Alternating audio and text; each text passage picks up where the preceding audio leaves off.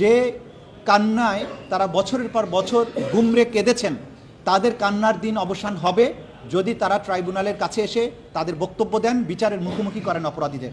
আমরা চাই অপরাধীদের বিচারের মাধ্যমে বাংলাদেশ কলঙ্কমুক্ত হোক। প্রথমটি ছিল পুলিশ অফিসারদের বিরুদ্ধে, আইজিপি চৌধুরী আবদুল্লাহ আল মামুন সহ 23 জন আসামি প্রথম মামলায়। সেই মামলাতে আজকে 8 জন গ্রেপ্তারকৃতকে হাজির করা হয়েছিল ট্রাইব্যুনালে। এই মামলাতে আমরা দুটো আবেদন দিয়েছিলাম। একটা হচ্ছে চৌধুরী আবদুল্লাহ আল মামুন ফরমার আইজিপি, তাকে আমরা জিজ্ঞাসাবাদ করতে চাই, যেহেতু তার নেতৃত্বে তিনি পুলিশের প্রধান ছিলেন, তার নেতৃত্বে সেই জুলাই আগস্টের সমস্ত হত্যাকাণ্ড, মানবতা বিরোধী অপরাধ সংগঠিত হয়েছিল, এপিসি ব্যবহার করা হয়েছিল, হেলিকপ্টার ব্যবহার করা হয়েছিল, মারণাস্ত্র ব্যবহার করা হয়েছিল। এই বিষয়ে তিনি আগে একটা জবানবন্দি দিয়েছেন। সেই জবানবন্দির সূত্র ধরে আরও অনেক তথ্য, যেগুলোর ব্যাখ্যা তার কাছ থেকে আমাদের দরকার। হেলিকপ্টার অপারেশন কার নির্দেশে হয়েছিল, কারা কারা যাত্রী ছিল, কতগুলো ফ্লাইট পরিচালনা করা হয়েছিল, কী ধরনের অস্ত্র পরিবহন করা হয়েছিল, পুলিশের প্রধান হিসাবে তার এটা জানার কথা। সেই বিষয়ে আমরা তাকে জিজ্ঞাসাবাদ করার জন্য একদিনের সময় চেয়েছি। আগামী 23শে ফেব্রুয়ারি তাকে জিজ্ঞাসাবাদের জন্য অনুমতি দিয়েছেন একদিনের জন্য। আর ওই একই মামলায় 2 মাসের সময় দিয়েছেন, 28শে এপ্রিল পরবর্তী তারিখ ধার্য করেছেন। এই সময়ের মধ্যে তদন্ত রিপোর্টের ব্যাপারে সময় দিয়েছেন, তদন্ত কাজ পরিচালনার জন্য রিপোর্ট দাখিলের কথা বলেছেন। দ্বিতীয় মামলা ছিল র্যাবের একজন সাবেক company commander additional SP Mohiuddin Faruki. তার মামলাতে আমরা সময় চেয়েছি 3 মাসের তদন্তের জন্য। 28/5 তারিখে পরবর্তী তারিখ নির্ধারিত হয়েছে।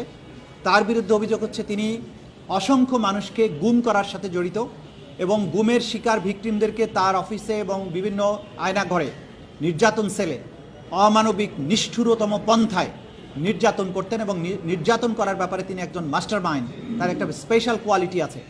সেই জন্য তার ব্যাপারে আমরা বলেছি যে এই মামলাগুলো, তার নিষ্ঠুরতার সংবাদ প্রচারিত হবার পরে, আয়নাঘরগুলো যখন জাতির সামনে উন্মোচিত হয়েছে প্রধান উপদেষ্টার ভিজিটের পরে, তখন এই ভিকটিমেরা সাহসী হচ্ছেন এবং তারা এক এক করে আমাদের ট্রাইব্যুনালে অভিযোগগুলো নিয়ে আসছেন। সেই অভিযোগগুলোর ভিত্তিতে আমরা তদন্ত কার্য পরিচালনা করছে আমাদের তদন্ত সংস্থা। তৃতীয় পিটিশনটা ছিল আসামি আলেপ উদ্দিন, এডিশনাল এসপি, সাবেক র্যাবের একজন কোম্পানি কমান্ডার। আলেপ উদ্দিনের অভিযোগ সবচাইতে মারাত্মক। তিনি অসংখ্য মানুষকে গুম এবং নির্যাতন করার সাথে জড়িত। আজকে এই ট্রাইব্যুনালের কক্ষে আপনারা দেখেছেন, আমার পেছনে অনেকে দাঁড়িয়ে আছেন, যাদেরকে আলেপ উদ্দিন অপহরণ করে গুম করে বছরের পর বছর আটকে রেখেছিল। তাদেরকে নিষ্ঠুরতম পন্থায় নির্যাতন করেছিল, ইলেকট্রিক শক দেয়া, চোখ বেঁধে রাখা, উল্টো করে ঝুলিয়ে পেটানো, বিদ্যুতায়িত করা, এবং সবচাইতে মারাত্মক যেটা করেছিলেন যে একজন আসামিকে গুম করে রাখার সময়ে তার স্ত্রীকে, তার বিশ্ববিদ্যালয়ে পড়ুয়া স্ত্রীকে, তার স্বামীকে হত্যার ভয় দেখিয়ে তাকে বাধ্য করে একাধিকবার রমজান মাসে রোজা ভাঙিয়ে তাকে ধর্ষণ করা হয়েছে। এই তথ্য প্রমাণাদি আমাদের কাছে এসেছে।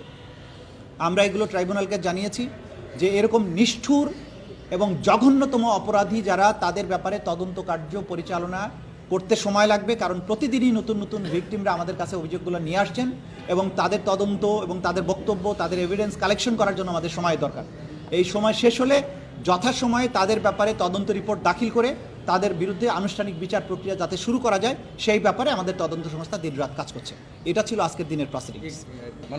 আজকে আমরা আরেকটা কথাও আপনাদের মাধ্যমে জাতির কাছে বলবো, যারা এই আসামিদের মাধ্যমে গুমের শিকার হয়েছিলেন, তারা দয়া করে তাদের অভিযোগগুলো আমাদের তদন্ত সংস্থার কাছে অথবা আমাদের আন্তর্জাতিক অপরাধ ট্রাইব্যুনালের প্রসিকিউশনের কাছে নিয়ে আসুন নির্ভয়ে।